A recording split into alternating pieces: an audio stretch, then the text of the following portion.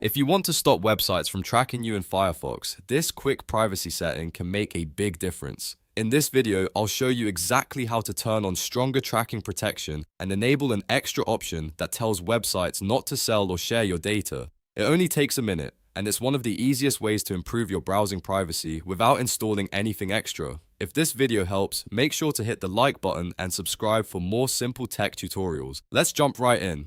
First, open Firefox on your computer. In the top right corner of the browser, click the menu button with the three horizontal lines. This opens the main Firefox menu where you can access all of your browser settings. From here, click Settings. Once the settings page opens, look at the menu on the left side and click Privacy and Security.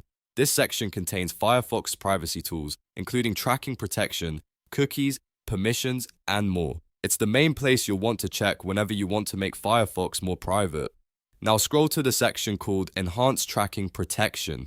Firefox gives you different levels of protection here, and for stronger privacy, you want to choose the most restrictive option. Click Advanced Settings, then select Strict. Strict mode blocks more trackers, third-party cookies, and other common tracking methods used by websites and advertisers. This can help reduce how much of your browsing activity is collected across the web. After selecting Strict, go back to the Privacy and Security page and scroll down until you find Additional Protections. In this area, look for the option that says, Tell websites not to sell or share my data. Tick that box to turn it on. This sends a privacy preference to websites, asking them not to sell or share your personal data when they recognize the request. And that's really all there is to it. With enhanced tracking protection set to strict and the data sharing preference enabled, Firefox will give you a stronger layer of privacy while you browse. It's a simple change, but it can help reduce tracking and make your online experience a little more secure.